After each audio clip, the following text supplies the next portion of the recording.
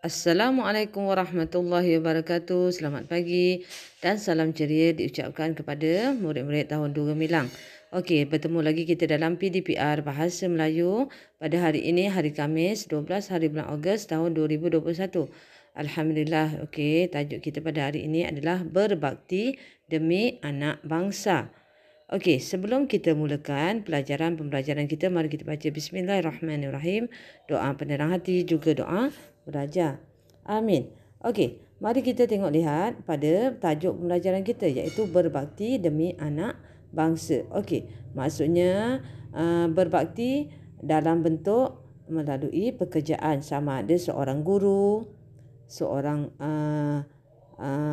jururawat, doktor, bekerja di hospital, anggota bomba, sebagai seorang anggota tentera ataupun askar, anggota polis trafik. Itu semua adalah menunjukkan pekerjaan-pekerjaan yang kita berbakti demi anak bangsa, untuk bangsa kita.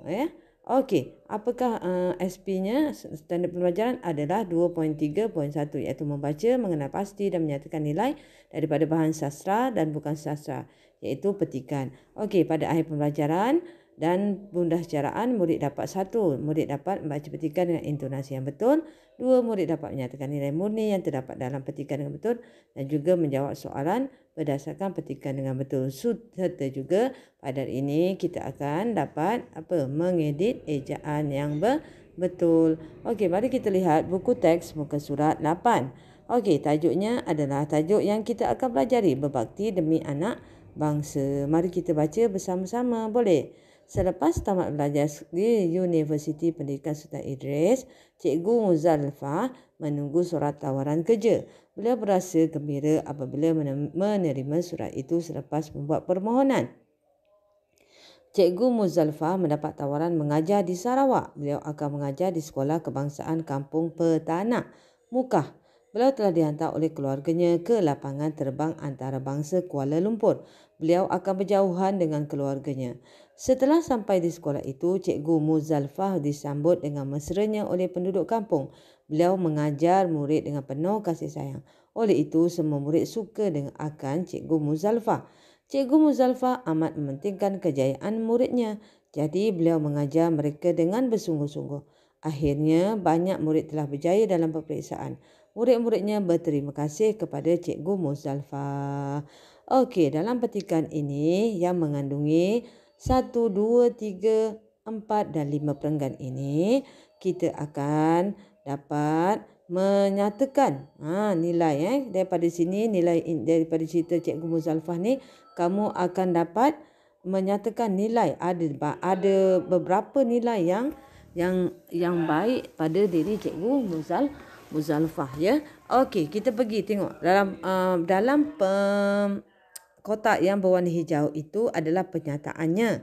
Yang kotak yang sebelahnya adalah nilai. Okey, kita tengok pada tulisan yang berwarna merah. Yang pertama. Okey, perenggan kedua, penyataan yang pertama untuk menyatakan nilai.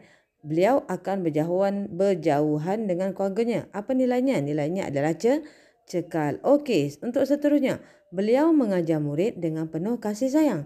Apa nilainya? Mari kita tengok di sebelah. Di sini. Okey. Dan di sini apa nilainya? Okey, yang kedua, beliau mengajar muridnya dengan penuh kasih sayang.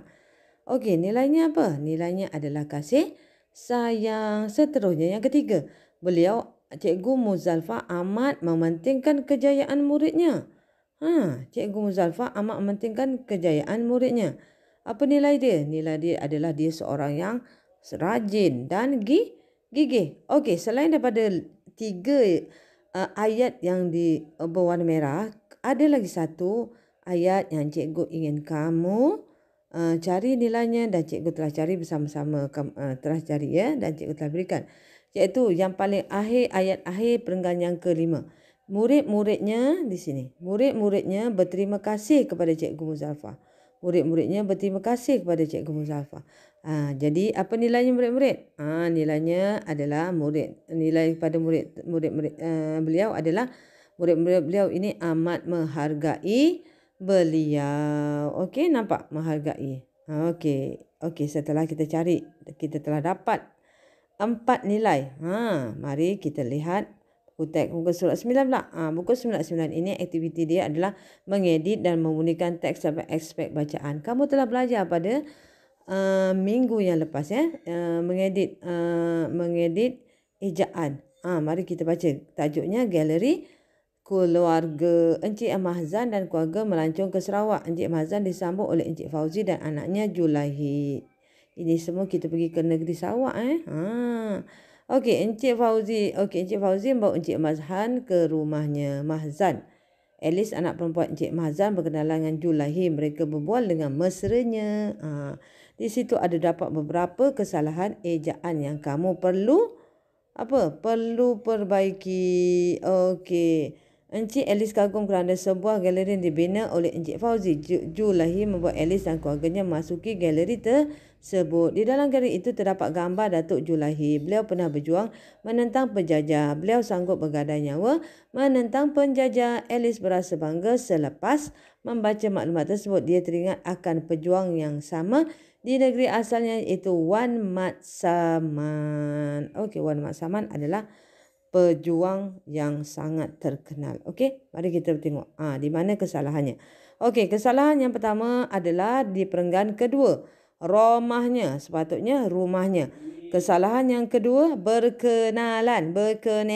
Sepatutnya berkenalan. Okey, kesalahan yang ketiga, mesranya. Sepatutnya mesranya. Okey, yang keempat, kagum. Sepatutnya kagum. Seterusnya dibina. Sepatutnya dibina. Okey. Yang keenam, memasuki. Sepatutnya memasuki. Yang ketujuh, datuk. Sepatutnya datuk. Okey. Yang ke-8, sanggup. Sepatutnya sanggup. Dan yang ke-9, bangga. Sepatutnya bangga. Okey. Mari kita lihat buku aktiviti muka surat. Buku aktiviti muka surat 10. Okey, buku aktiviti muka surat 10. Di sini kamu baca dan di sini terdapat frasa ataupun ayat yang telah ditebalkan yang berwarna lebih hitam gelap tu. Okey, di sini yang pertama cikgu telah berikan pergi bertugas pada awal pagi, maka dia punya nilainya adalah tekun ataupun rajin. Di sini cikgu telah senaraikan nilai-nilainya. Kamu hanya pilih berdasarkan penyataan yang diberi kena sesuaikan. Okey, boleh?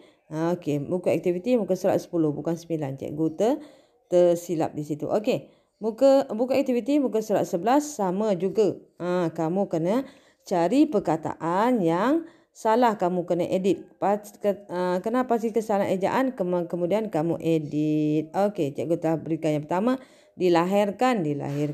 Bertambah. Dilantik. Membangun. Menubuhkan.